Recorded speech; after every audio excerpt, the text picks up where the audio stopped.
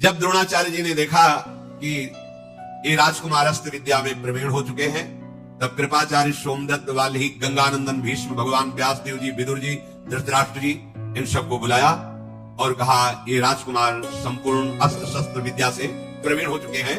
हम सब राजकुमारों का योग्य जो शास्त्र विद्या में, शस्त्र विद्या में, राजनीति में प्रवीण हुए एक रंगमंच बनाया जाए और इनका युद्ध कौशल दिखाना चाहते हैं।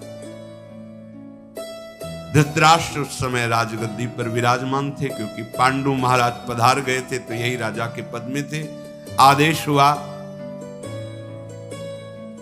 वहां की बहुत ही समतल भूमि का पूजन करके वहां आसन बनाए गए सम्राट के लिए, उनके मंत्रियों के लिए, हस्तिनापुर के पूज्य जनों के लिए, नर नारियों के लिए बहुत बड़ा रंगमंच, और सुंदर सुंदर पालकियों में राजरानियां वहां पधारी, पूरे नगर के लोग पधारे, जन समुदाय एकत्र हो गया, विविध प्रकार के बाजे बजाए गए। उस समय श्वेत वस्त्र, श्वेत यज्ञोपवीत धारण किए हुए आचार्य द्रोण अपने पुत्र अश्वत्थामा के साथ रंगभूमि पर पधारे। बलवानों में श्रेष्ठ द्रोणाचार्य जी की सबने पूजा की। उच्च स्थान पर आचार्य बैठे, समीप में कृपाचार्य बैठे, फिर गंगानंदन भीष्म जी, फिर विदुर जी, धृतराष्ट्र जी, ऐसे बड़े बड़े सब महापुरुष बैठे। जितने भी राजकुमार हैं सब अपने अपने दस्ताने पहनकर कमर कस के युद्ध कौशल दिखाने के लिए आए। राजकुमारों में श्रेष्ठ महाराज युधिष्ठिर सबसे पहले आकर अपने आचार्य को और फिर पूज्य जनों को प्रणाम किया। यदि सभा में गुरुदेव विराजमान हो और गुरु के गुरु, गुरु के गुरु ऐसे पूज्य जन विराजमान हो, तो शिष्य का पहला कर्तव्य है कि अपने गुरुदेव को साष्टांग प्रणाम करने के बाद ही किसी को प्रणाम करें। गुरु से बढ़कर उसकी दृष्टि में कोई महिमा नहीं होनी चाहिए। सबसे पहले अपने गुरुदेव को वो खुद आदेश करेंगे, अरे नहीं ऐसा नहीं, उनको प्रणाम करो, पर शिष्य का पहला प्रणाम अपने गुरुदेव के लिए। तो सबसे पहले धर्मराज युधिष्ठिर जी ने द्रोणाचार्य पर आए, सबने धनुष झुका करके आचार्य चरणों में प्रणाम किया। एक एक करके अपनी धनुर्विद्या, गदा विद्या, तलवार, अश्व पर चढ़ना, हाथी पर चढ़ना, भूमि पर पैतरे बदलते हुए युद्ध करना और मल्ल युद्ध करना, कुश्ती आदि, ये सब दिखा रहे थे। दुर्योधन और भीमसेन हाथ में गदा लेकर के रंगभूमि पर जब उतरे तो ऐसा लग रहा था दो पहाड़। 10,000 हाथियों का बल दुर्योधन के अंदर और जन्मते ही 10,000 हाथियों का बल भीम के अंदर। पर जब इनको विष पवाया गया था तो 10,000 हाथियों का बल नागलोक, तो ये बहुत बल में बढ़े चढ़े थे भीम। दोनों महाबली योद्धा मंडलाकार होकर गदा युद्ध कर रहे हैं। कुंती जी और गांधारी जी धृतराष्ट्र को बताती जा रही, दुर्योधन ने ऐसा, भीम ने ऐसा। बहुत बुद्धिमान धृतराष्ट्र जी हैं, विचार कर रहे हैं कि जैसे पैतरे भीम बदलता है, देख तो पा नहीं रहे, सुन के दुर्योधन कभी इनसे जीत नहीं सकता। वहीं हृदय में आग पैदा हो गई कि मेरे प्रिय पुत्र का विनाश करने में समर्थ होगा ये भीम। बहुत बुद्धिमान थे। इन दोनों में ऐसा जोश आया कि युद्ध रूप प्रारंभ हो गया। फिर तो सारी रंगभूमि में हाहाकार मच गया। तत्काल द्रोणाचार्य जी ने अश्वत्थामा से कहा, बीच में जाओ, इनको रोक दो, ये रंग कौशल दिखाना है या युद्ध करना है। अश्वत्थामा ने कहा, गुरुदेव का आदेश है, रुक जाइए। तो जहां जिसकी गदा वहीं रुक गए। आदेश में एक भी हरकत उसके आगे नहीं। आदेश तो जहां जैसे। जो मुझे पुत्र से भी अधिक प्रिय है, हे दर्शक गणों, अब आप उसकी शस्त्रों में कितनी निपुणता की स्थिति आई है आप देख लीजिए। स्वयं द्रोणाचार्य जी ने अर्जुन को ऐसा संबोधन करके मंच पे उतारा। आचार्य स्वस्थ वाचन करके जे ही अर्जुन को उतारा, अर्जुन ने तो जैसे कोई बिजली चमके ऐसे अपने धनुष पर प्रत्यंचा चढ़ाई और ऐसा हर्षोल्लास के साथ विद्याओं का प्रदर्शन शुरू किया जो अभी तक किसी ने नहीं किया था। विदुर जी, शांतनंदन, भीष्म जी, ये सब बड़े बड़े महापुरुष देख रहे हैं। पांडुनंदन अर्जुन जैसे अरण्य मंथन से अग्नि प्रकट होती है ऐसे तेजस्वी महापुरुष पहले आचार्य के चरणों में बाण संचालन करके प्रणाम किया। ये वीर का प्रणाम होता है, गुरु के चरणों के समीप बाण जाकर के तत्काल आग्नेय अस्त्र से रंगमंच पर आग पैदा कर दी। तत्काल वरुणास्त्र से जल बरसा करके उसको शांत कर दी। वायुवास्त्र से चोर भरी आंधी चला दी और पर्जन्यास्त्र से बादल पैदा करके वर्षा शुरू कर दी। क्षण भर में अर्जुन आकाश में दिखाई देते, क्षण भर में बहुत छोटे दिखाई देते। एक क्षण में रथ में खड़े हैं तो दूसरे क्षण में रथ के नीचे खड़े हैं और अस्त्र कौशल बाणों की वर्षा शुरू कर दी। जैसे बाण पानी की बूंदें ऐसे बरस रहे हैं। बड़ी फुर्ती से बड़े सूक्ष्म लक्ष्य को बड़े शीघ्र बिना हिले डुले बेध देना। रंगभूमि में एक लोहे का बना हुआ स्वर्ण रखा गया जो बहुत तीव्रता से घूम रहा था यंत्र पर। अर्जुन ने एक साथ 5 बाण उसके मुख में भर दिए और वो ऐसे घूम रहा है। 5 बाण अलग अलग कितनी सेकंड में सामने आया, 5 बाण से भर दिया। सब ने आश्चर्यचकित होकर के वाह वाह की। एक गाय का सींग ऐसे लटकाया गया था जो ऐसे बराबर हिल रहा था। अर्जुन उसके छेद में 21 बाण एक ही हिलने पर ऐसे 21 बाण से बेध दिया। बहुत सा अस्त्र कौशल अर्जुन ने दिखलाया। आश्चर्य की बात है, जब अर्जुन ये दिखा ही रहे थे और सब वाह वाही कर रहे थे तो दरवाजे पर आवाज आई ताल ठोकने की, भुजाओं की। वो ऐसा लग रहा था जैसे कोई पहाड़ टूट गया हो। सबके दृष्टि अर्जुन से हटकर दरवाजे की तरफ गई तो देखा दिव्य कवच धारण की हुई, कुंडल धारण की हुई कर्ण प्रवेश कर रहा है। ये जो पीछे कवच कुंडल अपहरण की बात बताई थी कि सूर्य भगवान ने स्वप्न में कहा, वो युद्ध क्षेत्र की थी। वहां उनकी प्रशंसा के लिए कहा था कि स्वयं सूर्य भगवान ने आदेश किया था, पर उन्होंने चीज की। ये युद्ध क्षेत्र में जब महाभारत युद्ध उस समय की बात, दिव्य कवच जो शरीर के साथ उत्पन्न हुआ था, जे ही कुंती जी ने देखा कि ये तो मेरा पुत्र है, इसी को तो गंगा में प्रवाहित किया था और इसे अतिरथ ने पाला है, अधिरथ ने। बड़ा आनंद हुआ पर क्षोभ भी हुआ कि ऐसे वीर पुत्र को मैं घोषणा नहीं कर सकती कि मेरा पुत्र है। कुंती ने अश्रुओं से अपने कपोलों को भिगोते चुपचाप कि कोई देख ना पावे। बड़ा आनंद हुआ। सबसे पहला पुत्र है सूर्य भगवान के द्वारा। प्रचंड किरण जैसे भगवान सूर्य पधारते ऐसा तेजस्वी कर्ण आया और द्रोणाचार्य कृपाचार्य जी को ऐसे प्रणाम किया मानो उपहास कर रहा हो। बड़ा अभिमान भी था। गुरुजनों से ऐसा नहीं करना है। वैसे गुरुजनों को एक हाथ से प्रणाम नहीं किया जाता वैसे। और द्रोणाचार्य जी से कहा, बड़ा यश गा रहे हो अपने शिष्य अर्जुन का, इसने जितनी कलाएं दिखाई इससे बढ़कर कम समय में मैं कलाएं दिखाता हूं। सब सभा सन्न रह गई। तुरंत बहुत से वीरों के साथ दुर्योधन खड़ा हुआ।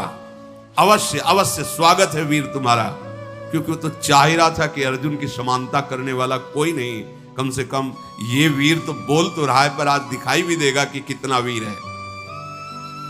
महाबली द्रोणाचार्य जी ने कर्ण को आदेश दे दिया, तू अच्छा दिखा कला कौशल, बातचीत से ही नहीं होता। आश्चर्य की बात, कर्ण ने जितने अर्जुन ने कलाएं दिखाई थी दिव्यास्त्रों के सब दिखा दी और कम समय में, अर्जुन से कम समय में। बड़े भाई हैं पर पता नहीं है ना किसी को। और द्रोणाचार्य जी से कहा, आदेश कीजिए इस अर्जुन को, इसी रंगमंच पर मैं द्वंद्व युद्ध से ललकार कर इसके प्राणों का हरण करना चाहता हूं, मुझे ईर्ष्या है इससे। खड़ा हो गया दुर्योधन, छाती से लगाया कर्ण को और कहा, प्रिय मित्र, हस्तिनापुर का राज्य तुम्हारा, जैसे चाहो वैसे भोगो, तुम्हें मैं मित्र स्वीकार करता हूं और इन शत्रुओं के मस्तक पर पैर रख दो, यही हमारी इच्छा। उसकी तो छाती फूल गई। कुंती जी के हृदय में बड़ा क्षोभ हुआ कि दोनों मेरे लाडले, मैं कैसे बता पाऊं कि कर्ण भी मेरा पुत्र है। कर्ण ने कहा, आचार्य चरण, यदि अर्जुन खड़ा रहा तो जीवित नहीं रह सकता, मैं तुमको वचन देता हूं। यहां बड़ा आक्षेप। अर्जुन ने आचार्य चरण से कहा कि आप जानते हो कि आपका शिष्य निर्बल नहीं, आप आदेश कर दो, इस वीर को मैं अभी धूल चटा देता हूं। कर्ण की ओर बढ़े द्रोणाचार्य, कृपाचार्य, भीष्म जी सब आश्चर्यचकित हो रहे कि रंगमंच पर कहीं युद्ध न प्रारंभ हो जाए। कुंती देवी को तो मूर्छा आ गई जब दोनों युद्ध के लिए चले, मूर्छा आ गई। दासियों ने चंदन मिश्रित जल से उन्हें होश मिलाया, पर वो कोई जान नहीं पाया कि मूर्छा क्यों आई इनको। दोनों वीर आमने सामने खड़े हैं। कृपाचार्य जी खड़े हुए और कहा, सावधान कर्ण, ये कुंती नंदन महाराज पांडु के पुत्र देवराज इंद्र से प्रकट हुए हैं। मैं परिचय देता हूं, ये हस्तिनापुर चक्रवर्ती सम्राट के पुत्र। तू अपना परिचय दे, किस चक्रवर्ती सम्राट का राजा है, किसका पुत्र है, कौन राजा है, कहां से आया है, तेरे मां और पिता का क्या परिचय है, क्या तू पांडुनंदन अर्जुन के सामने खड़ा होने का अधिकार रखता है। कृपाचार्य जी ने कर्ण भगवान सूर्य की तरफ ऐसे देखा, महाराज आप जानते हो और मैं भी जानता हूं कि मैं कौन हूं, पर कैसे इनको परिचय दूं। ग्रीवा झुकाकर खड़ा हो गया, उत्तर नहीं। कृपाचार्य के कहने पर कर्ण की आंखों में रोष है और लज्जा से सर झुकाकर खड़ा हो गया, जैसे कमल मुरझाया हुआ हो। दुर्योधन ने कहा, आचार्य चरण, कृपाचार्य से, तुम्हें पता है 3 प्रकार के राजा होते हैं। एक होता है राजकुल में पैदा हुआ उत्तम, दूसरा होता है सेनापति, अपने बल विक्रम से राजा को परास्त करके राज्य पद पर बैठ जाना, और तीसरा होता है एक राजा मित्र अपने दूसरे मित्र को राजा बना सकता है। मैं इसे राजा घोषित करता हूं, अंगराज कर्ण। मैं अभी तिलक करता हूं। अगर आप कहते हो कि किस राज, तो मैं इसे राजपद पे देता हूं, और चक्रवर्ती सम्राट पद पर धृतराष्ट्र है, तो अधिकार है दुर्योधन का। तत्काल ब्राह्मणों को बुलाया, स्वस्ति वाचन हुआ, स्वर्ण का सिंहासन रखवाया, मुकुट रखकर अंगराज के पद पर कर्ण का अभिषेक कर दिया। राजा कर्ण ने कहा, दुर्योधन बिक गया मैं, आप कर्ण का जीवन तुम्हारे हाथ में है। अब मैं कभी विचार नहीं करूंगा कि तुम्हारा आदेश धर्मयुक्त है या अधर्मयुक्त। आज से बिक गया। तुमने हमारी ग्रीवा जो झुक रही थी उसे उठा दिया। अब जो आदेश करोगे, कर्ण तुम्हारे लिए प्राण न्यौछावर करने के लिए तैयार हो जाएगा। तदनंतर ये वार्ता हो ही रही थी कि अधिरथ जो बूढ़ा हो चुका था, लाठी का सहारा लेकर रंगमंच पर आया। कर्ण ने जो ही देखा कि पिता है, क्योंकि उसी ने पालन किया था, उतरे और जाकर चरणों में मस्तक रखा। उसने कहा, बेटा, इन राजकुमारों की सेवा करना पूरा जीवन मेरा धर्म रहा है, और तुम इन्हीं की समानता करना चाहते हो। नहीं नहीं, ऐसा तुम नहीं कर सकते, तुम मेरे बेटे हो। भीम ने कहा, समझे कर्ण, ये हमारे दुर्योधन, हमारा ही राज्य है ये, उनके मुकुट धरने पर तू राजा नहीं हो जाएगा। सुना अपने बाप की बात, जीवन भर सेवकाई करके जूठन खाता रहा है, उसी का तू पुत्र है, वैसे ही रहना सीख, डींग हाँकना बंद कर। ओ सूत पुत्र, तेरे हाथ में गदा अस्त्र नहीं शोभित होने चाहिए, घोड़ों की चाबुक होनी चाहिए। शांत होकर के कर्ण चुपचाप सुनते रहे। कुंती को बहुत अंदर से कि मैं बता दूं, ऐसा आक्षेप मत करो, ये तुम्हारा बड़ा भाई, पर कैसे बोले। भगवान का ऐसा विचित्र विधान होता है कि सत्य को जानते हुए भी नहीं बोल पा रही थी। भीमसेन के कहने पर बहुत हृदय में क्षुब्ध हुआ, हाथ पकड़ा अधिरथ ने, चल इस रंगमंच से। कर्ण को रंगमंच से बाहर ले गए। भगवान सूर्यास्ताचल को जा रहे थे, इसलिए रंगमंच विश्राम किया गया। कर्ण को अपने महल में ले जा करके दुर्योधन ने कहा, आज से हस्तिनापुर में कहीं कोई रोक टोक नहीं, और अंग देश तुम्हारा, तुम उसके राजा हो। ये सब देखकर युधिष्ठिर ने निश्चय किया कि अगर कोई परास्त कर सकता है तो कर्ण परास्त कर सकता है पांडवों को। उसकी वीरता देखकर, क्योंकि ये युधिष्ठिर से भी बड़े हैं कर्ण। घबरा गए युधिष्ठिर। कर्ण के सामने हम पांचों पांडवों में किसी के सामर्थ्य नहीं कि विजय आश्रम से, वो गृहस्थाश्रम या संन्यासाश्रम, उस समय हाथ जोड़कर प्रार्थना की जाती थी, आपकी कोई भी आज्ञा हो जो हम पूर्ण कर सके, आप बोलिए। वो गुरुदक्षिणा के रूप में मानी जाती थी। सब राजकुमारों को बुलाया और कहा कि मेरी गुरुदक्षिणा है, पांचाल राज नरेश द्रुपद को बंदी बना के हमारे चरणों में डाल दो। द्रोणाचार्य जी ने ऐसा आदेश किया। 100 कौरव हैं, 5 पांडव हैं। दुर्योधन, कर्ण, दुशासन, युयुत्स, विकर्ण, जलसंध, ये जो 10-10 हजार हाथियों का बल रखने वाले पराक्रमी कौरव, मैं पहले युद्ध करूंगा, मैं पहले युद्ध करूंगा। राजधानी के निकट पहुंचकर द्रोणाचार्य जी रुके और कहा, देखो एक एक पक्ष जाएगा, पहले कौरव जाएंगे, गुरुदक्षिणा में द्रुपद को बंदी बना के हमारे चरणों में लाएंगे। यदि ऐसा ना हो सका तो फिर पांडव जाएंगे। रथों पर बैठकर, घोड़ों पर बैठ करके द्रुपद नगरी में प्रवेश करके विनाश करने लगे। महाराज द्रुपद को सूचना पहुंची कि कुरुवंशी राजकुमार आक्रमण कर दिए हैं। द्रुपद महावीर थे, तत्काल सैनिक और भाइयों के साथ वहां पधारे। अब ये राजकुमार कहां द्रुपद, भयानक बाणों की वर्षा की भय से भयभीत होकर भागने लगे 100 कौरव। घायल अवस्था में चीख पुकार करके वहां टिकी ही नहीं पाए उनके सामने। अर्जुन ने कहा, ये जो आवाज सुनाई दे रही कौरवों की त्राहिमाम की आवाज है। गुरुदेव, वो भी आपके शिष्य हैं और हमारे भाई हैं। अगर आप विलंब करते हैं तो हो सकता है उनके प्राणों पर भी आ जाए। आप आदेश कीजिए, मैं अभी बंदी बना करके द्रुपद को आपके चरणों में डालता हूं। ऐसा ही हो, तथास्तु कहकर आदेश कर दिया।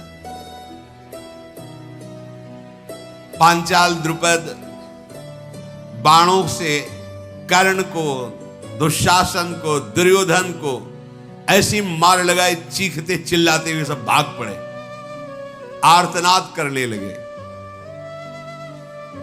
शत्रुओं को सिंहनाद करते हुए अपने रथ से, घरघराट से भयभीत करते हुए अर्जुन चले और कहा, महाराज युधिष्ठिर, आप गुरु सेवा में रहिए। भीमसेन से कहा, आगे तुम गदा लेकर चलो। नकुल सहदेव से कहा, तुम हमारे दोनों रथ के पहियों के बराबर घोड़े से चलो। अकेले मैं जीतूंगा, किसी सैनिक की या किसी अन्य की आवश्यकता नहीं।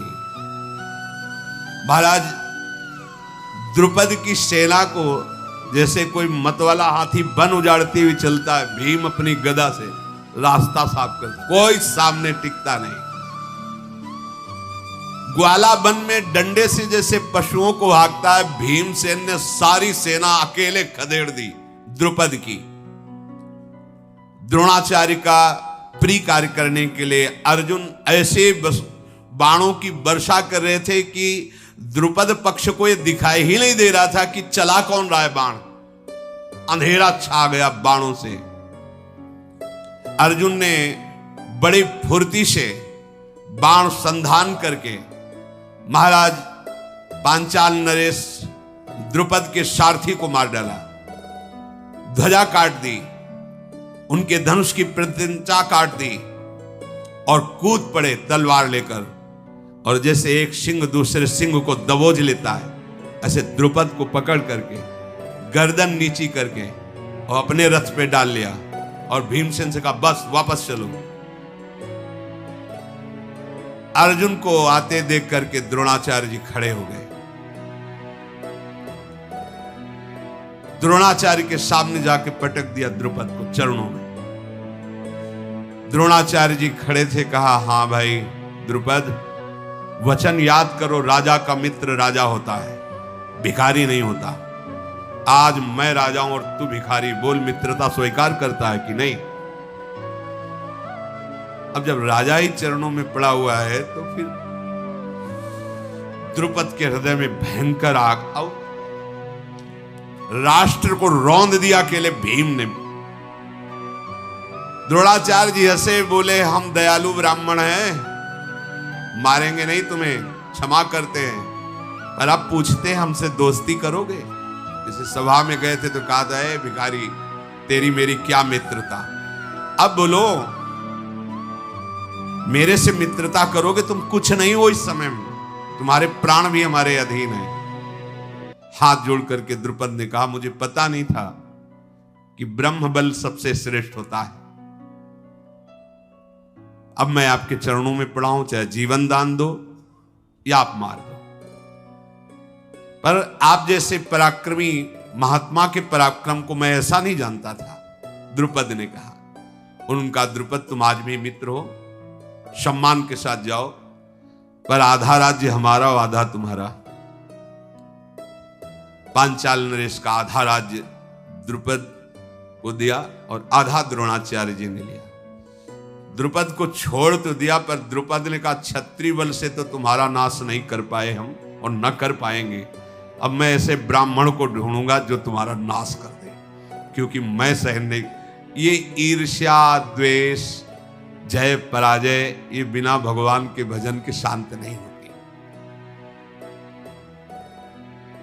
अब जब ये बात नगर को पता चली कि द्रुपद को बंदी बनाकर द्रोणाचार्य के चरणों में डाल दिया गया, तो पूरी प्रजा महाराज युधिष्ठिर पर टूट पड़ी। हमारे जैसे पांडु राजा थे वैसे ही महाराज युधिष्ठिर हैं। अब धृतराष्ट्र नहीं, महाराज युधिष्ठिर राजा होने चाहिए। गली गलियों में लाखों लोग एकत्रित होकर धृतराष्ट्र के पास सूचना पहुंची कि महाराज आपका सिंहासन खतरे में है। महाराज युधिष्ठिर के लिए पूरी प्रजा तैयार है। भीष्म जी, विदुर जी, ये सब एकत्रित हुए। प्रजा जब चाह रही तो फिर क्या होगा? वह ऐसा नहीं होना चाहिए। धृतराष्ट्र जी को राजगद्दी से नहीं। धृतराष्ट्र जी ने घोषणा कर दी युवराज पद पर महाराज युधिष्ठिर को विराजमान कर। युवराज पद पर विराजमान करने से कम राज सिंहासन तो बच जाएगा। विदुर जी की सलाह से, भीष्म जी की सलाह से प्रजा को आनंद हुआ। हाँ ठीक है, युवराज के बाद राजा तो यही होंगे ना। बड़ी शास्त्रीय पद्धति से महाराज युधिष्ठिर को युवराज पद पर विराजमान किया गया। इसी बीच में भीमसेन ने भगवान बलराम जी से गदा युद्ध सीखा और दुर्योधन ने भी। कपटी आदमी चाहे रिश्तेदार हो चाहे नातेदार हो, कभी उसको अपने समीप ज्यादा नहीं रखना चाहिए, नहीं विनाशी होता है। जब से पांडव पधारे थे तब से शकुनी आके यहीं रहने लगा था। गांधारी जी का भाई है और बहुत ही कपट माया जाल में प्रवीण है ये। इसने कहा भांजे यदि युधिष्ठिर युवराज तो निश्चित राजा, क्योंकि महाराज पांडु राजा थे। पांडु के पधारने पर धृतराष्ट्र हुए, आंख है नहीं। युवराज ये तो राजा वो, फिर उन्हीं का पुत्र राजा, मतलब सदैव तुम दास ही रहोगे, कभी राजा पद नहीं। मारो, पांचों को मारो। अब उनके हृदय में बड़ी जलन हुई कि अब क्या करूं। समुद्र पर्यंत सारी पृथ्वी का राज्य महाराज युधिष्ठिर को मिलेगा, क्योंकि युवराज हो गए। अब क्या कर सकते हैं। इतने में जो भी राजा सर उठाता विरोध में, भीम और अर्जुन जाकर परास्त करके धनराशि धृतराष्ट्र के चरणों में समर्पित करते हैं। ये सब सुनकर देखकर धृतराष्ट्र का हृदय चलने लगा। निश्चित निश्चित मुझे भी सिंहासन से उतारा जाएगा और युधिष्ठिर ही चक्रवर्ती सम्राट बनेगा। एक कणिक नाम का बहुत ही कूटनीतिज्ञ सलाहकार था धृतराष्ट्र का। उन्होंने बुलाया एकांत में, कहा कुणिक, मैं विचार नहीं कर पा रहा हूं कि क्या करूं। परिस्थिति यह है कि मेरे भाई के ही पुत्र मेरे लिए कांटा बन रहे हैं। तो उसने कहा, महाराज, राजा आप हो, खजाना आपके हाथ में, मंत्री आपके हाथ में है। शत्रु कोई भी हो उसे मरवा डालना ही उचित होता है, ऐसी कूटनीति कहती है। तुम दंड देने में समर्थ हो, यदि दंड का आश्रय नहीं लोगे तो तुम्हारा राज्य छिन जाएगा। शत्रु कोई भी हो, रिश्तेदार, नातेदार, पुत्र या संबंधी कोई भी हो, अगर वो शत्रु है तो या तो उससे मुंह मांगी वस्तु दे करके अपने पक्ष में फंसा के मार डालना चाहिए, और या तो युद्ध में ललकार के मार डालना चाहिए। तो तुम पांडवों को युद्ध में ललकार नहीं सकते क्योंकि तुम्हारे भतीजे हैं, तो इनको प्रसन्न करके दांव में फंसा के मार दो। यही राजनीति कहती है। कुणिक का ये उपदेश सुन करके यद्यपि नीति में निपुण धृतराष्ट्र पर बुद्धि काम नहीं कर रही, वो तो अपने स्थान को चला गया नीति बता करके। सुबल पुत्र शकुनी, दुर्योधन, दुशासन, कर्ण, ये सब धृतराष्ट्र के समीप गए और कहा, महाराज, आप सुन रहे हैं, देख रहे हैं, आपके हम 100 पुत्रों का पूरा राज्य से निष्कासन ही कर देंगे पांडव। भीमसेन सबसे बलवान है, अर्जुन अस्त्र विद्या में प्रवीण है, और मैं सदैव जलता रहता हूं यह देख करके। और आपने राज्याभिषेक भी राजपद पर युधिष्ठिर का कर दिया, तो अब आपको पता नहीं है कि यही राजा बनेगा, क्या ये उचित है? और उधर वो सलाह दे के गया ही था कि मरवा डालना चाहिए। जो कणिक मन, वो कूटनीति का विशेषज्ञ था। कर्ण और शकुनी, महाराज धृतराष्ट्र, अब आप कुछ विचार कीजिए। ये पांडव भारी संकट हैं, इनका विनाश होना ही चाहिए। ये भीष्म सत्य प्रतिज्ञ हैं, कभी पांडवों का पक्ष छोड़ेंगे नहीं। द्रोणाचार्य जी अर्जुन को बहुत प्यार करते हैं, सदैव उनके पक्ष में रहेंगे।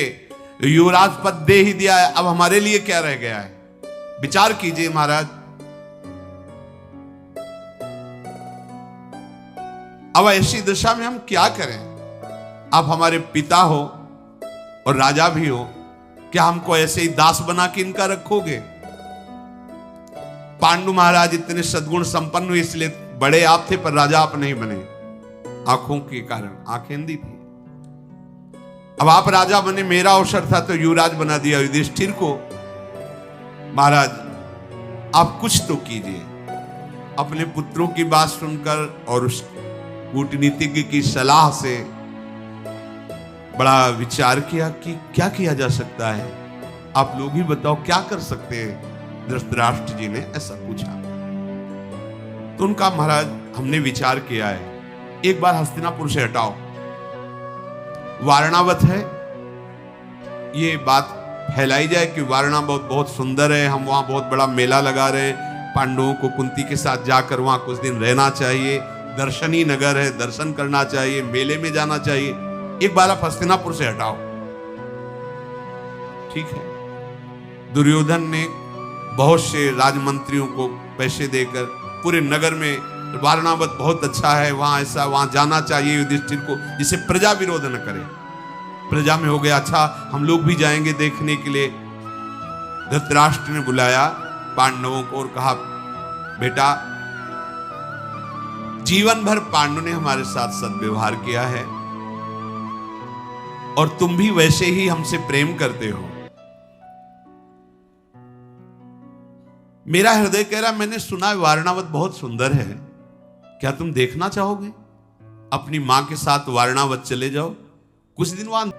उन्होंने कहा, पिताश्री आप जैसा आदेश करें। बड़े पिता और विदुर जी को छोटे पिता कहते थे, वो पांडु के पुत्र थे। युधिष्ठिर ने शांतनंदन भीष्म, विदुर जी, द्रोण, वाल्मीकि, सोमदत्त, कृपाचार्य इन सब ब्राह्मणों को प्रणाम किया और कहा आदेश मिला है मुझे वारणावत जाने का।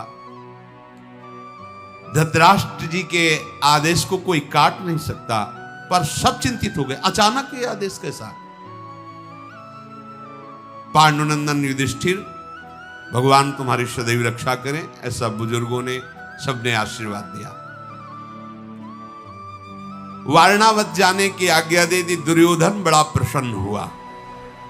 उसका एक प्रधान निजी मंत्री था जिसका नाम पुरोचन था।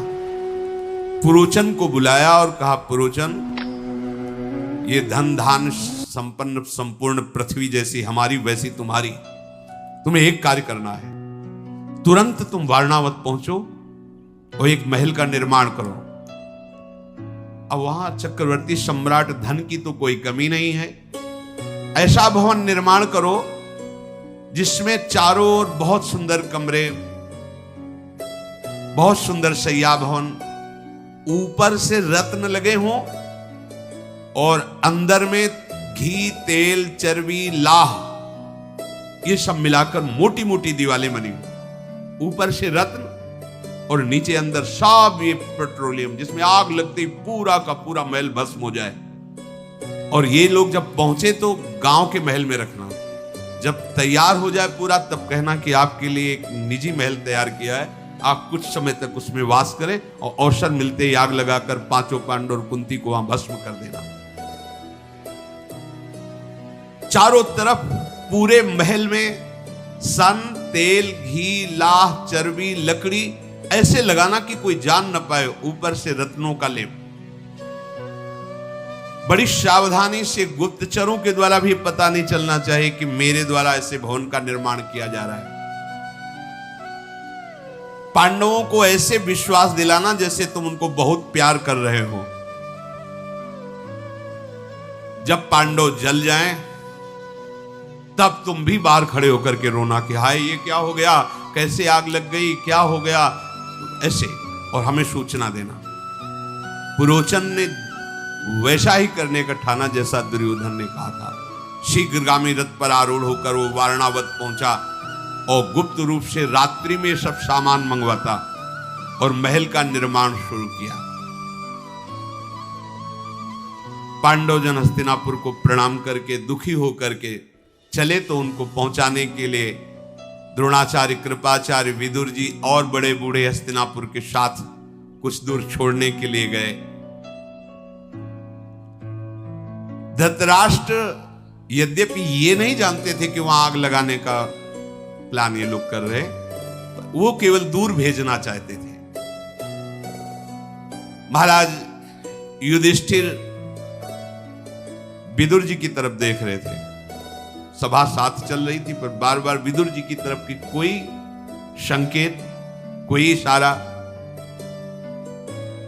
भीष्म जी ने कहा, हम लोग ये नहीं चाहते थे कि आप हस्तिनापुर से वारणावत जाएं, पर महाराज का आदेश क्यों है ये मुझे पता नहीं, और उनके आदेश पर हम सिंहासन के अधीन, जो सिंहासन पे होगा उसका जो आदेश होगा हम उसी के पालन में दृढ़ रहेंगे, ऐसा हमने अपने पिता को वचन दिया है। महाराज शांतनु, इसलिए हमारा कोई आदेश चलेगा नहीं। हम चाहते नहीं हैं पर तुम्हें जाना पड़ेगा।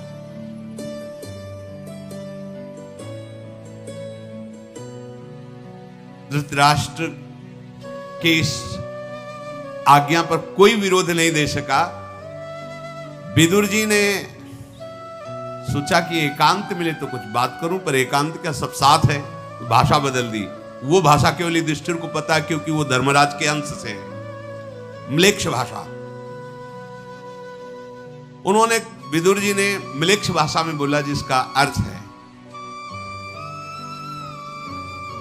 युधिष्ठिर तुम्हें पूरा रहस्य का ज्ञान होना चाहिए। ये हिंदी में, पर वो म्लेच्छ भाषा किसी को समझ में वहां नहीं आई। जो अनभिज्ञ पुरुष होता है, रहस्य को नहीं जानता, वो नष्ट हो जाता है।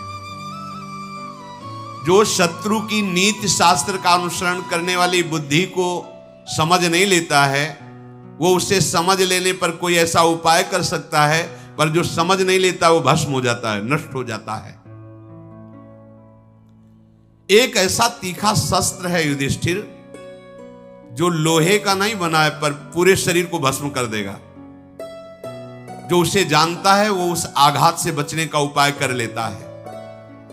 अर्थात संकेत में बताया कि तुम्हारे शत्रुओं ने तुम्हारे लिए एक भवन का निर्माण किया है, जो चर्बी, तेल, घृत, लाख आदि से बना हुआ है, क्योंकि विदुर जी के भी गुप्तचर लगे रहते थे पांडवों की रक्षा के लिए। फिर कहा, युधिष्ठिर, घास फूस सूखे वृक्ष वाले जंगलों में वहां जलाने के लिए आग की व्यवस्था की जाती है, पर वहां के जो चतुर चूहे होते हैं वो बिल का निर्माण करके अंदर से अपने आप को उस आग से बचा लेते हैं। समझदार व्यक्ति को इसमें समझ लेना चाहिए। अर्थात उस महल में पूरा आग ही आग प्रज्वलित करने वाले पदार्थ लगे। यदि वहां एक सुरंग तैयार कर ली जाए और तुम वहां से निकल जाओ तो बच सकते हो। युधिष्ठिर, जिसके आंखें नहीं होती वो मार्ग नहीं देख पाता, अंधे को दिशाओं का ज्ञान नहीं होता, जो धैर्य खो देता है वो शत्रु पर विजय प्राप्त नहीं कर पाता। मेरी बात को तुम समझ रहे हो ना? अर्थात तुम्हें पहले से ही सुरंग जहां से खुदी, जहां से निकलना, वहां से दिशाओं का ज्ञान होना चाहिए। तुम किस दिशा को, किस जंगल को जा रहे हो, यह ज्ञान होना चाहिए। और तुम्हें घबराना नहीं चाहिए। यदि धैर्य खो दोगे तो तुम शत्रु पर विजय नहीं प्राप्त कर पाओगे। और युधिष्ठिर, मनुष्य घूम फिरकर रास्ते का पता लगा लेता है, नक्षत्रों से दिशाओं का पता लगता है, पांचों इंद्रियों को एक साथ रखता है, तो शत्रु कभी पीड़ा नहीं पहुंचा पाते। अर्थात तुम पहले ही दिशा का चयन कर लो, और कितना समय है, कौन सी दिशा है, ये नक्षत्रों से पता चलता है। और तुम पांचों भाई एक मत रहना, तो ये कौरव तुम्हारा कुछ नहीं बिगाड़ पाएंगे। म्लेच्छ भाषा में ऐसा उपदेश किया। युधिष्ठिर जी ने म्लेच्छ भाषा में उत्तर दिया, आपकी बात अक्षरशः समझ रहा हूं। विदुर जी ने दाहिने करके उनको आशीर्वाद दिया, जाओ। भीष्म जी भी और नगरवासी भी लौट आए। कुंती जी साथ में थी, उनका बेटा मैं समझ नहीं पाई विदुर जी क्या बोले। तुमने कहा अच्छा मैं समझ गया, तो ये भाषा क्या थी? तो उनका ये गुप्त भाषा है। विदुर जी ने मुझे संकेत किया है कि तुम जिस महल में रखे जाओगे वो प्रज्वलित अग्नि को बढ़ाने वाले पदार्थों से बना, और तुम्हें मारने का प्लान है। यदि तुम पांचों भाई एक मत रहोगे और धैर्यवान रहोगे और सुरंग की व्यवस्था कर लोगे तो तुम वहां से बच जाओगे। मेरा हृदय कह रहा, मैंने सुना है वारणावत बहुत सुंदर है, क्या तुम देखना चाहोगे? अपनी मां के साथ वारणावत चले जाओ, कुछ दिन वहां देखो। युधिष्ठिर ने शांतनंदन, भीष्म, विदुर जी, द्रोणवाली, सोमदत्त, कृपाचार्य, इन सब ब्राह्मणों को प्रणाम किया और कहा आदेश मिला है मुझे वारणावत जाने का। चारों तरफ पूरे महल में सन, तेल, घी, लाह, चर्बी, लकड़ी ऐसे लगाना कि कोई जान ना पाए, ऊपर से रत्नों का लेप। जब पांडव जल जाएं तब तुम भी बाहर खड़े होकर के रोना कि हाय ये क्या हो गया, कैसे आग लग गई, क्या हो गया, ऐसे, और हमें सूचना देना। विदुर जी ने मुझे संकेत किया है कि तुम जिस महल में रखे जाओगे वो प्रज्वलित अग्नि को बढ़ाने वाले पदार्थों से बना और तुम्हें मारने का प्लान है। यदि तुम पांचों भाई एक मत रहोगे और धैर्यवान रहोगे और सुरंग की व्यवस्था कर लोगे तो तुम वहां से बच जाओगे। पांडवों का शुभागमन वारणावत वासियों ने जब सुना, सब लोग नगर के बाहर आकर के अगवानी की। देवमूर्ति पांचों पांडव सबने आशीर्वाद दिया, जो बड़े बूढ़े थे, और नगर के महल में उनको रखा गया। पुरोचन, जो दुष्ट स्वभाव वाला दुर्योधन का निज जन था, मंत्री था, आकर के प्रणाम किया और खूब ऐसी प्रेम भरी बातें व्यवस्था की। खाने पीने की उत्तम व्यवस्था, सुंदर शैया आदि। 10 दिन तक रहने के बाद पुरोचन ने कहा कि महाराज, आप हस्तिनापुर के युवराज हैं, नगर के महल में शोभा नहीं देता, आपके लिए नगर के बाहर एक महल तैयार किया है, बहुत रुपया लगा के, महाराज आप कृपा करें उस महल में पधारें। वो शिव भवन है, आपके लिए मंगल भवन है। पुरोचन की बात सुनकर युधिष्ठिर ने अपने भाइयों पर दृष्टि डाली कि नंबर आ रहा है, आग लगाने का इसका, या वहां ले जाएगा मारेगा, पर बिल्कुल पता नहीं चलना चाहिए। बहुत मुस्कुराते, हाँ हाँ हम भी देखना चाहते हैं। धर्मात्माओं में श्रेष्ठ युधिष्ठिर गए, पूरे महल को देखो। अब महल को ऐसे कुटिया थोड़ी बनी थी, किलोमीटरों में महल का निर्माण था। भीमसेन, इतना भयंकर भड़कने वाली अग्नि की वस्तुएं तो मैंने देखी नहीं जैसा महल बना है। भीमसेन, इस चार दीवारी में केवल आग ही आग लगने वाली वस्तुएं भरी, ऊपर से केवल रत्न है, ये अग्नि प्रज्वलित करने वाले पदार्थों से कारीगरों ने सन, राल, मूंज, बाल, बांस और घी, चर्बी इससे बनाया है। पूरा महल इससे बना हुआ है। भीमसेन ने कहा, भैया दबने की क्या बात, हुक्म करो, 1 मिनट में इस पुरोचन को पलटा देते हैं और आग लगा देते हैं पूरे महल में पहले ही। क्या ऐसे पशुओं की तरह डरना? नहीं नहीं, आप नहीं समझ रहे हो, हम ये कर सकते हैं, पर तुम समझो उसका ये प्लान है, और अगर हमने इस प्लान को जरा भी बाहर किया तो वो दूसरा ऐसा प्लान बनाएंगे जो हमारी समझ में ही नहीं आएगा, हमें मरवा देगा। वो इस समय जब मारने पर लगा हुआ, तो मुझे गुप्त रूप से ये साबित करना है कि मैं मर गया और मुझे इसी में रहना है। अगर हमारे बचने का कोई और उपाय होता तो विदुर जी बता देते, जैसा विदुर जी ने कहा वैसा ही मुझे करना चाहिए। हम लोगों की चेष्टाएं बिल्कुल नहीं होनी चाहिए कि ये पुरोचन जान जाए कि हम जान गए हैं। पूरी सावधानी के साथ अब इसी में रहना होगा। हमारी किसी भी चेष्टा से इसको समझ में नहीं आना चाहिए कि मैं इस बात को जान गया हूं कि महल ऐसा भड़काऊ अग्नि बढ़ाने वाले से बना हुआ है। हम जलने के डर से अगर भागेंगे तो आक्रमण करवा के मारने की कौन सी चेष्टा करेगा, मुझे पता ही नहीं चलेगा। अभी तो पता चल गया तो हम बचने का उपाय कर सकते हैं। अर्जुन से कहा, तुम्हारी एक ही यहां की दिनचर्या, हर समय पुरोचन पर दृष्टि रखना और वो जान न पावे, वो आग न लगाने पावे। इसके बीच में कोई ना कोई उपाय तो हम लोग करते हैं। ऐसा सोच ही रहे थे, महल में प्रवेश किया कि कुछ आदमी लिए एक आदमी आया और पुरोचन से कहा, मैं हस्तिनापुर से आया हूं और मुझे महल की सफाई करने का आदेश दिया गया है। हाँ ठीक है, जाइए अंदर। अंदर गए और युधिष्ठिर से कहा, मैं विदुर जी के द्वारा भेजा हुआ हूं और हम इतने सुरंग बनाने में प्रवीण हैं कि कम समय में बहुत लंबी सुरंग तैयार कर देते हैं। पर तुम्हें विश्वास दिलाने के लिए मैं बताता हूं, उन्होंने म्लेच्छ भाषा में आपसे कहा था कि एक ऐसा अस्त्र है जो लोहे का नहीं है पर वो सबको भस्म कर सकता है, वो मकान। ये मैं इसलिए बता रहा हूं कि मैं विदुर जी का ही आदमी हूं, कोई छल कपट नहीं, विश्वास कीजिए मेरे पर। युधिष्ठिर जी ने कहा, मैं समझ गया। विदुर जी ने जो आपको उपदेश किया था कि एक बिल तैयार होना चाहिए, उसी के लिए मैं आया हूं। युधिष्ठिर जी ने कहा, सौम्य तुम्हें ज्यादा बताने की जरूरत नहीं, मैं पहचानता भी हूं कि आप विदुर जी से मिलते थे, आप उनके गुप्तचर हैं, मुझे पता भी है। उसने कहा, बस इस महल के अंदर कोई आने न पावे, पुरोचन भी आने की चेष्टा करे तो वहीं रोक दिया जाए, और अगर कहीं ऐसा हो कि कोई आ रहा तो मुझे संकेत कर दिया जाए। मैं ऐसी स्थिति रखूंगा। एक लकड़ी का ऐसा तख्त बनवाया था जो वहीं तत्काल रख करके आसन उस पर लगा हुआ था, और उस तख्त में नीचे ऐसे कपड़ा डाल के कि सुरंग जहां से बनी कोई देख लो, महाराज युधिष्ठिर उस पर बैठ जाएंगे जब तक खोदेगी। पर भगवत कृपा से कोई बाधा ही नहीं आई। बहुत जल्दी सुरंग का निर्माण तैयार हो गया गंगा जी तक जाने का, और उसके ऊपर एक काठ की ऐसी लेवल और उसके ऊपर मिट्टी, जैसे किसको पता ही नहीं है कि यहां सुरंग बनी। कुछ ही दिनों में सुरंग तैयार हो गई। उस भवन के ठीक बीचों बीच सुरंग निकाली गई, भूमि की समान तह पर उसको पाट दिया गया।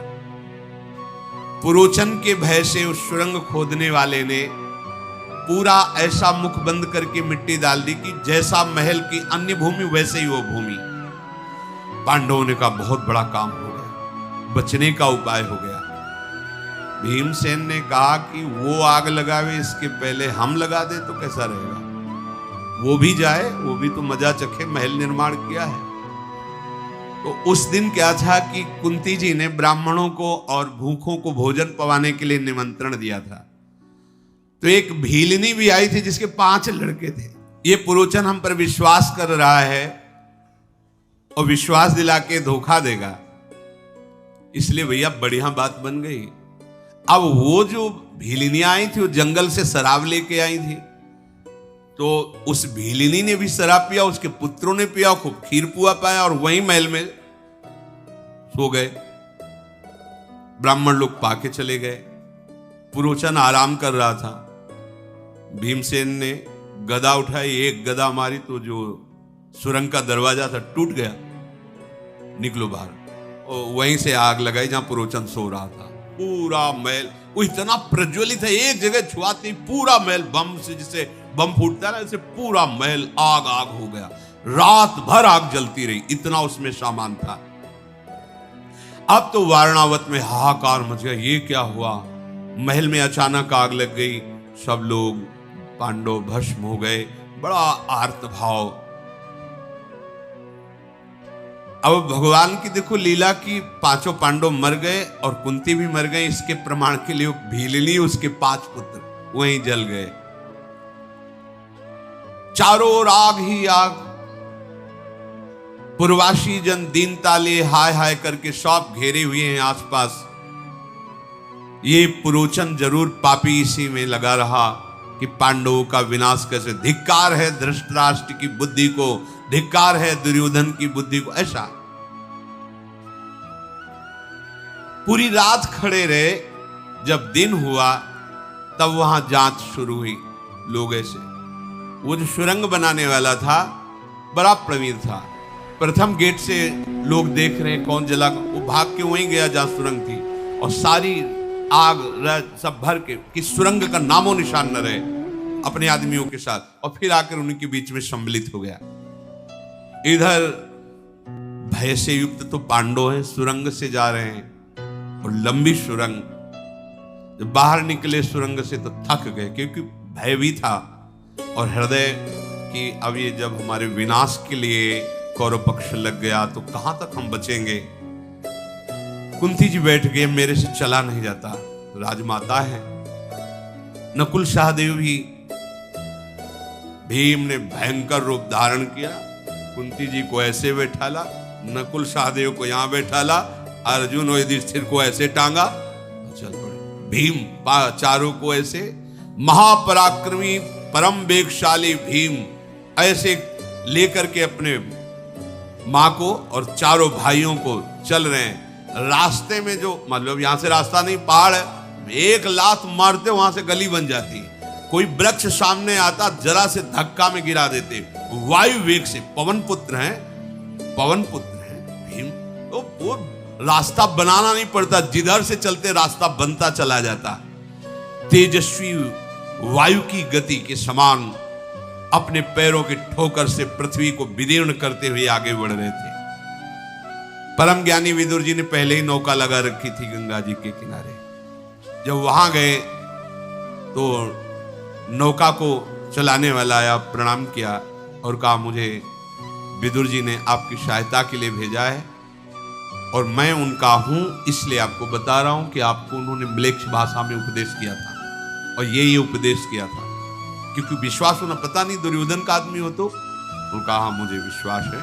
बोले, आप आराम से नाव पर बैठिए और बहुत दूर धारा से बहुत दूर जाकर के उनको उस पक्ष में किनारे पे छोड़ा। भयंकर जंगल,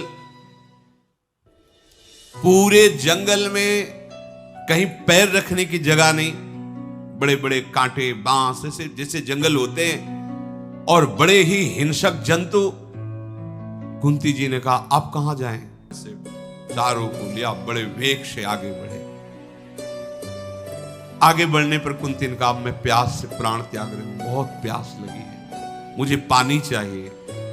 तो एक विशाल वृक्ष था पीपल का, वहां साफ करके अपने भाइयों को और मां को विराजमान किया और कहा, अर्जुन सावधान रखना, जंगल है, मैं जल की खोज में जाता हूं। एकांत में उनको विराजमान करके और जल की खोज में गए तो सारस की आवाज आ रही थी। सोचा ये पक्षी वहीं रहते हैं जहां आसपास जल होता है। वहां समीप गए तो बड़ा निर्मल सरोवर था। जल पिया, अब ले किस में जाए, तो अपना ऊपरी चद्दर, अब भीम का चद्दर तो भारी चद्दर हो, उसको गीला किया, क्योंकि चद्दर में पानी थोड़ी रुकेगा। उसको गीला किया तो कम से कम अंजुली अंजुली पीने को मिल जाएगा। कैसी विपत्तियां आती हैं धर्मात्माओं के ऊपर। जरा सी विपत्ति में हम धर्म छोड़ देते हैं। इन महापुरुषों ने कैसे भयंकर कष्ट सहते हुए धर्म का, सत्य का त्याग नहीं किया। जब वहां गए तो वहां सब शिथिल होकर सो रहे थे, तो सोचा कि जगाना तो ठीक नहीं है, पर मुझे जगना आवश्यक है। वो जग ही रहे थे कि एक विशाल काय दैत्य बट वृक्ष में रहता था। उसकी गंध में मनुष्य की गंध आई। जैसे पका तरबूज खरबूजा होता है तो सुगंध आती है, ऐसे उनको अपने खून की गंध आती है। उसने अपनी बहन से कहा कि आज तो बढ़िया समझो भंडारा है हमारे लिए, ये आए हैं, बड़े वीर हैं, जाओ इनको लाओ मार के, आज हम लोग खाएंगे। इधर भीष्म जी, विदुर जी और सब बड़े बड़े कुरुवंशी बहुत उदास हो गए कि पांडव मारे गए। धृतराष्ट्र भी जलांजलि देने के लिए आए, दुर्योधन आदि भी आए। दुर्योधन, कर्ण, शकुनि सब मुस्कुरा रहे हैं, जलांजलि, भीष्म जी के आंसू चल रहे हैं। भीष्म जी बार बार कह रहे हैं कि ऐसा कैसे हो सकता है, जो धर्म का पालन करने वाला उसका नाश कैसे हो सकता है। मेरी ये समझ में नहीं आ रहा कि धर्मात्मा पुरुष का नाश कैसे हो सकता है, कैसे हो सकता है। बार बार रो रहे हैं, कैसे हो सकता है ऐसा कैसे, ऐसा कैसे मृत्यु हो सकती है, ऐसी मृत्यु इन महापुरुषों की कैसे हो सकती है। पर वो जलांजलि दे, विदुर जी ने देखा कि भीष्म जी तो बहुत विकल हो रहे हैं। पांडवों को नष्ट कर दे ऐसी काल में ताकत अभी नहीं है। लाक्षागृह में भस्म हो सके ऐसा भाग्य नहीं है पांडवों का। कैसे? विदुर जी नजदीक गए जलांजलि के बहाने और भीष्म जी से कहा आप जलांजलि मत दीजिए, पांडव मरे हुए नहीं। मैंने पहले से सुरंग की व्यवस्था की थी और वो नाव के द्वारा सुरक्षित जंगल में पहुंचा दिए गए हैं। अब वो अव्यक्त रूप से कहां घूम रहे हैं, पर वो सुरक्षित हैं। आप जलांजलि मत दीजिए, पांडव सुरक्षित हैं। श्रमित होने के कारण सब बेशुद्ध हो रहे। कुंती जी भी सो गई, युधिष्ठिर जी, अर्जुन जी, नकुल जी, सहदेव जी विचार करने लगे कि हस्तिनापुर के महल में उत्तम शैया पर भी जिनको सहज में नींद नहीं आती थी, ये आज हमारा परिवार भूमि पर पड़ा हुआ ऐसा बेशुद्ध सो रहा है। ये उचित नहीं है। जिसके हम जैसे महारथी पुत्र है, उस मां को ऐसी अवस्था में, और प्रारब्ध बड़ा बलवान है, विधान बड़ा बलवान है। भीमसेन ऐसा सोच, फिर सोचा कि प्यासे तो जरूर हैं पर नींद आ गई, इसलिए जगाना नहीं चाहिए, मुझे बैठकर इनकी रक्षा करनी चाहिए और इंतजार करना चाहिए। बैठे बैठे एकदम चिंतन गया कि दुरात्मा धृतराष्ट्र हमारे बड़े पिता कहलाते हैं और अपने पुत्रों के पक्ष में आकर हम लोगों को ऐसे संकट में डाल दिया। हम सबको जलाना चाहा, आज हम भारी कष्ट में फंस गए हैं। एक समय आएगा कि मैं इन सबको दंड तो जरूर दूंगा। भीम ऐसा निश्चय कर रहे हैं और स्वयं जागते हुए उनकी रक्षा कर रहे हैं। जहां पांडव विराजमान थे वहीं पास में एक साल वन था। वहां ऊंचे साल वृक्ष पर बड़ा ही भयावह बलवान राक्षस रहता था, हिडिंब। उसको गंध आई मनुष्य की, बड़ा क्रूर था, मनुष्य का मांस उसे बहुत प्रिय था और पराक्रमी था। क्रूरता उसके स्वभाव में थी। बड़ी बड़ी दाढ़ें, विकराल मुख, भयंकर काला शरीर, बहुत विशाल पेट। उसने अपनी बहन हिडिंबा से कहा कि मुझे मनुष्य पाकर के मैं तृप्त भी हो जाऊंगा। ऊंचे वृक्ष से देख रहा, क्योंकि बलवान दिखाई देते हैं। अपने भाई हिडिंब के कहने पर हिडिंबा प्रणाम करके अपने भाई को, जहां पांडव विराजमान थे पीपल वृक्ष के नीचे, वहां पहुंचे। संकट पे संकट धर्मात्माओं को, सत्य मार्ग पर चलने वालों को, पर विजय श्री सत्य की ही होती है। वहां जाकर के देखा कि और तो सब सो रहे हैं, विशाल काय तेजवान भीमसेन जग रहे हैं। देखा मानो कोई पहाड़ हो, ऐसे आकृति वाले भीमसेन, वायुपुत्र, महाबली हनुमान जी के भ्राता भी हुए, वायुपुत्र के नाते अपार बल है। वो भीम के भुजाओं को, वक्षास्थल को देख करके मोहित हो गए। विचार किया कि भाई तो क्रूरता भरी आज्ञा करी कि इनको मार के ले आओ। अगर मैं इनको मारूंगी तो 2 घड़ी में सबको खा जाएंगे, और अगर मैं इनको प्रसन्न कर लूं तो जीवन भर इनके साथ रह सकती हूं। भगवान जिससे भक्त का मंगल होता है, हर विधान वही कहते हैं। कई बार सत्संग में कहा है, तुम्हारे सामने तलवार आएगी, डरना मत, वो हार बन करके गले में पड़ जाएगी, तो तुम्हारे गले में खरोच भी नहीं पैदा कर पाएगी। प्रभु का यदि विधान है कि आ जाओ हमारे पास, तो किसी भी बहाने से शरीर छूटे जाना है। अगर प्रभु का विधान नहीं तो डरना मत। बड़े से बड़ा क्रूर आदमी भी आपके समीप आकर के वो प्रतिकूल चेष्टा करे तो भी वो अनुकूल होकर आपके पास आ जाएगी। हिडिंबा ने विचार किया कि भीमसेन के चरणों की सेवा मुझे करनी चाहिए, अर्थात मैं इनको पति रूप से प्राप्त कर लूं तो हमारा जीवन धन्य हो जाएगा। वो मायावी थी, आसुरी माया का उसे ज्ञान था। तत्काल उसने दिव्य सुंदर रूप धारण किया और महाबाहु भीमसेन के समीप जाकर के कहा, पुरुष रत्न आप कौन हैं, कहां से आए हैं, और ये देवताओं के समान सुंदर पुरुष जो सोए हुए हैं, ये कौन है, और ये जो वयोवृद्धा, ये कौन आपकी लगती है? आप निशंक होकर उत्तर दीजिए। मैं हिडिंबा नाम की राक्षसी हूं, मेरा भाई बड़े ही दुष्ट स्वभाव का है, और तुम्हारा वो मांस खाने के लिए लालायित है, मुझे मारने के लिए भेजा है।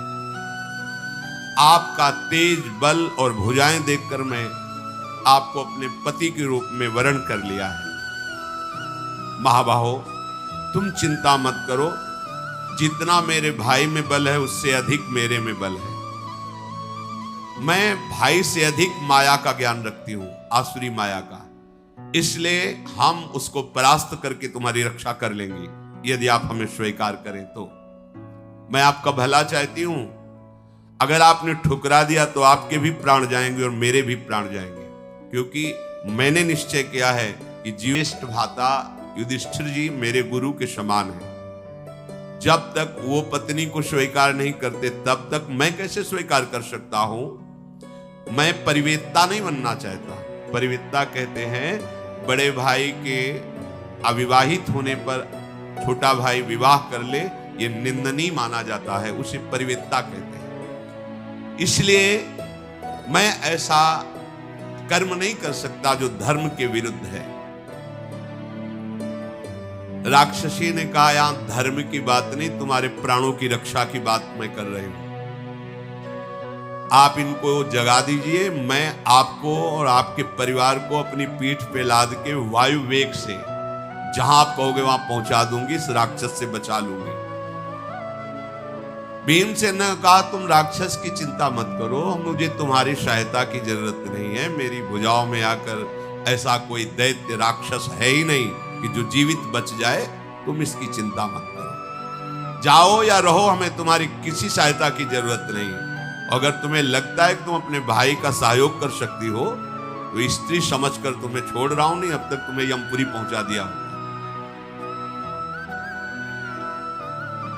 जब देखा कि बड़ा विलंब हो गया, हिडिंबा ने हिडिंबा वापस ही नहीं आई तो सोचा हो क्या गया। वो साल वृक्ष से नीचे उतरा और पांडवों के पास आया। दूर से देखा सुंदरी रूप में हिडिंबा, समझ गया कि इसके हृदय में दया आ गई क्या, हमारे राक्षसी स्वभाव को छोड़ करके दयावान हो गई क्या। आंखें क्रोध से लाल लाल करता हुआ, विशाल भुजाएं, खड़े हुए केश, शरीर का रंग काला मानो कोयला हो, तीखी दाढ़ें, भयंकर गर्जना। जे ही हिडिंब को आते देखा तो हिडिंबा भय से थर्रा उठी और भीमसेन से बोली, ये दुष्टात्मा नरभक्षी है, अगर ये क्रोध में आ जाए तो आप भाइयों से जीत नहीं सकते हैं। मैं इच्छा अनुसार बल धारण कर सकती हूं, जितना इच्छा करूं उतना बल मेरे में आ जाएगा। आप सब तुरंत मेरे कटि प्रदेश में बैठिए पीठ में, और मैं अभी आपको मन के वेग से जहां आप कहोगे वहीं पहुंचा दूंगी। भीमसेन जी ने कहा, ना मैं भाइयों को जगाऊंगा, ना माता जी को जगाऊंगा, और न तेरा सहयोग लूंगा। ये हमारे क्षत्रिय धर्म के खिलाफ है कि तुम स्त्रियों का हम सहयोग ले, ऐसा नहीं। तुम्हारी रक्षा करना हमारा धर्म बनता है। ये नीच राक्षस के आक्रमण मेरा सह सकेगा? तुमने अभी देखा नहीं है, देखना, अगर ये उद्दंडता करता है तो मारा जाएगा।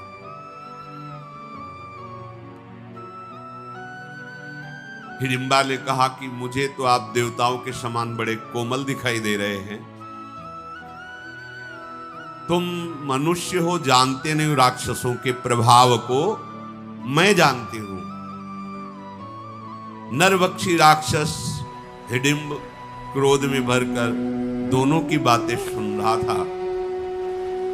अपनी बहन पर दृष्टि डाल के उसने कहा, धोखा, मेरे साथ धोखा। ये मनोहर रूप धारण करके तुम उस मनुष्य को चाहने लगी हो। पहले तुझे मारूंगा, फिर इनको मारूंगा। बड़ा उसका क्रोध बढ़ा।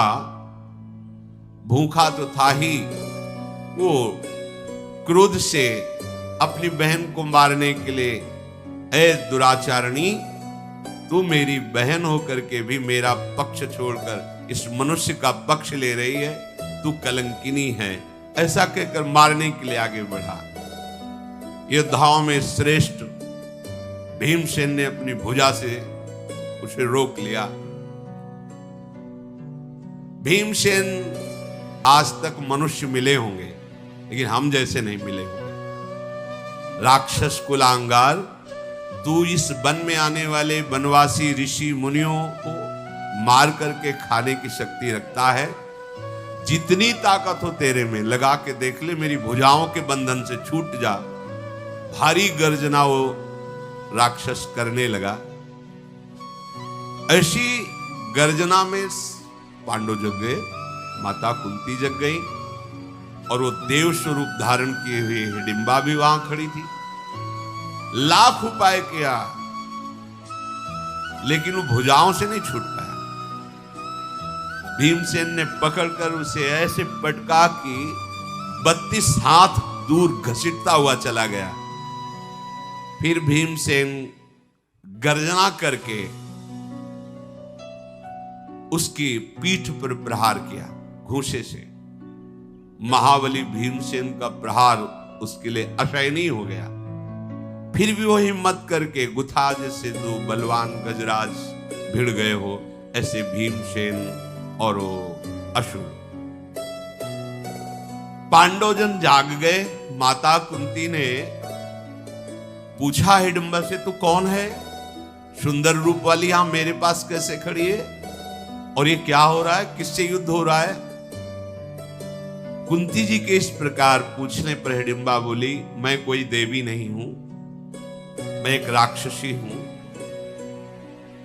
मेरा नाम हिडिंबा है। मेरे भाई हिडिंब ने तुम लोगों को मारने के लिए भेजा था, पर मैं आपके उस पुत्र को जो युद्ध कर रहा देख करके मोहित हो गई और उससे पति रूप में वरण कर लिया है। आपका ये महाबली पुत्र जिससे लड़ रहा है वो मेरा भाई हिडिंब है, पर मुझे ऐसा लग नहीं रहा कि वो जीत पाएगा। कुंती जी ने कहा तुम्हें पता नहीं है भीम कितने बलशाली हैं। देखो अभी देखो, परिणाम अभी देख लेना। प्रचंड बलशाली भीमसेन ने उसे उठाया, उस भयंकर राक्षस को पटक करके उसकी छाती पे घुटने रखे और गर्दन को तोड़ दिया और पीछे की तरफ पलटा के इसे पैरों में लगा दिया, ऐसे उल्टा, अर्थात उसकी कमर टूट गई, उसकी गर्दन टूट गई। अर्जुन जी धनुष पर बाण चढ़ाए हुए बिल्कुल खड़े थे कि यदि कहीं ऐसा होता है तो मेरे द्वारा ये मारा जाएगा, पर ये देख करके कि भीमसेन के द्वारा ही मारा गया, पांडवजन हर्षित हुए और भीमसेन की प्रशंसा की। अब उस राक्षसी ने कुंती जी से कहा कि सुनो, मैंने वरण किया है तुम्हारे पुत्र को, तो हमें आदेश करो, मैं इच्छा अनुसार इनको जहां चाहूं वहां ले जा सकती हूं। मैं मोहिनी माया को अच्छी तरह से जानती हूं, जिस मार्ग पे जैसे चलना होता है मेरी वैसी ही गति होती है। बहुत दूर की बात, भूत की बात, भविष्य की बात, वर्तमान की बात, तीनों कालों का मुझे ज्ञान है। मैं हाथ जोड़ के कहती हूं कि मैंने आपके पुत्र को पति रूप में वरण किया है। कुंती माता ने युधिष्ठिर जी से कहा, तुम धर्म के विषय को जानते हो, तुम्हारा क्या निर्णय है? ये कह रही कि भीमसेन को पति रूप में मैंने वरण किया है, क्या तुम्हारा आदेश है? हिडिंबा ने कहा, पहले मेरी और बात सुन लीजिए, आजीवन मैं तुम्हारी दासी रहूंगी, जहां स्मरण जप करोगे मैं उपस्थित हो जाऊंगी। कोई ऐसा स्थान नहीं जहां मैं जा न सकूं, आपको ले न जा सकूं। यातुधानी माया, निशाचरी माया, सब मायाओं का मुझे ज्ञान है। मैं कोई साधारण राक्षसी नहीं हूं, मेरा नाम सालकंठकटी है, मैं दिव्य हूं, यहां इस रूप में रहती थी। मेरी कांति देवताओं से भी बढ़कर है, मेरी सामर्थ्य देवताओं से भी बढ़कर के है, और मेरे संयोग से जो पुत्र होगा वो त्रिभुवन में महाबली होगा, तुम्हारे बहुत काम आएगा। इसलिए मैं प्रार्थना करती हूं कि कहीं तुम मेरी बात को अस्वीकार मत कर देना। भूत भविष्य वर्तमान सब घटनाओं को मैं प्रत्यक्ष की तरह देखती हूं। अगर मेरी बात स्वीकार करते हो तो मैं आगे का मार्ग बताती हूं। आगे एक सरोवर है, उसका जल ऐसा है पी लेने पर तुम्हें भूख, थकान ये परेशान नहीं करेगी। जो ही आप उस सरोवर में जल पीकर आगे बढ़ेंगे, भगवान व्यास देव जी का मिलन होगा। ये मैं सब देख रही हूं। देखो, ये सिद्धियां तो राक्षसों में भी होती हैं। हमारे मन में क्या चल रहा है, आगे क्या? सबसे बड़ी सिद्धि है भगवान का प्रेम प्राप्त करना। ये दुर्लभ बात है। संसार के अस्तित्व को मिटाकर एकमात्र सच्चिदानंद भगवान का साक्षात्कार कर लेना, ये दुर्लभ बात है। अपने लोग छोटी छोटी बातों में क्या ऐसी बातें तो राक्षसियां देख रही हैं। मैं यहां से देख रही हूं, आगे सरोवर है, वाह उसका जल ऐसा है, भगवान व्यास देव जी तुम्हें मिलेंगे। सब बातें भूत भविष्य वर्तमान की, अंतर्ध्यान हो जाना, दूर देश तक पहुंचा देना, ये सब जो योग की सिद्धियां तो प्राप्त है उस मायावी राक्षसी को। ये कोई चमत्कार नहीं है, चमत्कार है राधा राधा राधा। आंखों से अश्रु बह रहे, रोमांच हो रहा है, और श्यामा श्याम की याद में तुम विकल हो रहे हो, ये सबसे बड़ा चमत्कार। अनंत जन्मों के मलिन अंतःकरण ने अगर एक बार भी राधा बोलने की इच्छा कर ली, ये चमत्कार हो गया। ये चमत्कार अविनाशी है। ये छोटी मोटी बातें अपने लोग बहुत छोटी स्थिति के हैं, जरा सी बात के लिए सोचते कोई हमारा दुख हटा देगा।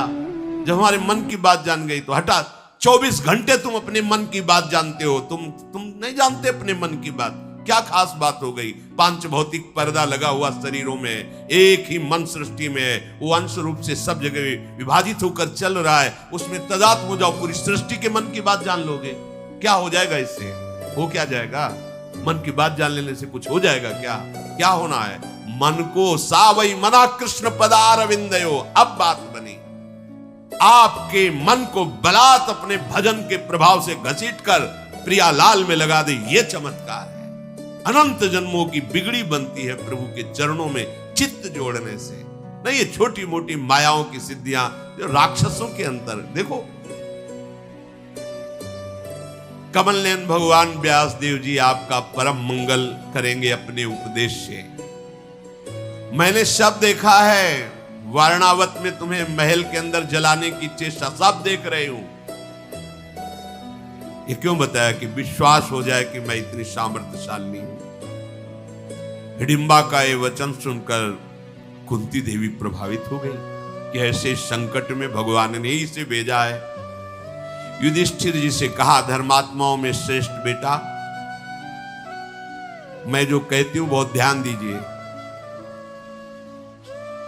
इसने जो बोला उसमें धर्म मुझे दिखाई दे रहा है। यदि इसकी हार्दिक भावना भीमसेन को पति रूप में प्राप्त करने की तो कोई दूषित नहीं है। युधिष्ठिर जी ने कहा कि हिडिंबा तुम जैसा कह रही हो ठीक है, परंतु मैं जो बात कहूं उसे सत्य में स्थिर होकर स्वीकार करना। भीमसेन स्नान करके नित्य कर्म करके मांगलिक वेशभूषा धारण करेंगे हमारे पास, इसके बाद तुम ले जाओगी और संध्या काल होते होते यहीं छोड़ जाओगी। इतना समय तब तक देंगे जब तक तुम्हें गर्भ नहीं धारण होगा। गर्भ जी को आगे रखा जाता था क्योंकि ये छोटे हैं सबसे। शालिहोत्र मुनि का आश्रम मिला और वो सरोवर मिला जो उसने बताया था। वहां जाकर के जो ही जलपान किया सब श्रम मिट गया, भूख प्यास की भी चाह मिट गई। हिडिंबा राक्षसी ने कहा कि अब आप मुनि के आश्रम में कुछ दिन रहिए और हम भीम को आपकी शर्त के अनुसार ले जाएंगे। देर नहीं लगी, सुंदर पर्णशाला तैयार कर दी। सामर्थ्यशाली थी वो, सुगंधित सुगंधित लताओं से बड़ी ही सुवासित कुटिया। एक कुटिया बनाई जिसमें माता कुंती और एक कुटिया बनाई जिसमें पांडव। जिस समय प्रातःकालीन संध्या करके भीम निवृत्त हुए, कुंती ने भीम से कहा, धर्म को दृष्टि में रखते हुए इसे सम्मान पूर्वक स्वीकार करो। मेरी आज्ञा है, जिस दिन ये गर्भ को धारण करे उसके बाद इसे स्पर्श भी मत करना, इससे तुम्हारा कल्याण होगा। मैं और कोई प्रतिवाद उत्तर सुनना नहीं चाहती। भीमसेन से माता और राक्षसियां गर्भ धारण नहीं करती, तत्काल पुत्र होता है। ऐसा नहीं कि वो जैसे मनुष्य योनि में है कि 9 महीने 10 महीने गर्भ धारण करके फिर बालक होना, ऐसा नहीं होता। गर्भ का संयोग बना और तत्काल बालक प्रकट हुआ। उसी समय वो एक बलवान ऐसा पुत्र जो आकाश तक दिखाई दे रहा, ऐसे बेटा पैदा हुआ। भीमसेन भी ऐसे देख रहे थे बालक को, ऐसा बालक पैदा हुआ। कान ऐसे जैसे भाला, नुकीले ऐसे, बड़ा ही भयंकर। आवाज ऐसी मानो पर्वत फट जाए, ऐसी गर्जना उसकी।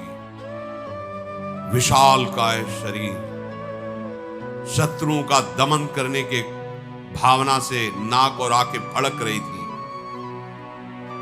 मतलब भीमसेन उसकी बहुत बहुत पिंडलियों तक ही होंगे। बेटा इतना बड़ा।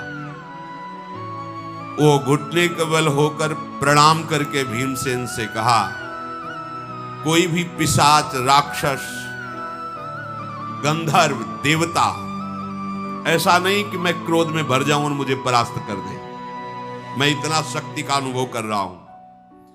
यद्यपि मैं अभी अभी प्रकट हुआ हूं, पर त्रिभुवन में ऐसा कोई वीर नहीं जिसको मैं अभी परास्त न कर सकूं।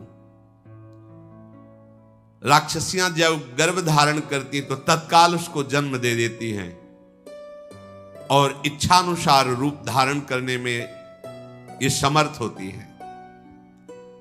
हाथ जोड़ करके भीम से उसने कहा कि जब आप हमें बुलाएंगे तब हम उपस्थित हो जाएंगे, जो सेवा कहेंगे वो हमारे लिए कोई ऐसा नहीं होगा कि मैं नहीं कर पाऊंगा, पर मेरा नाम तो रख दो। तो घटो हास्योत्कच इति माता तम प्रत्यभाषत अब्रवीत तेन नामस्य घटोत्कच इति स्महा। खोपड़ी में एक भी बाल नहीं, विशाल काय खोपड़ी है।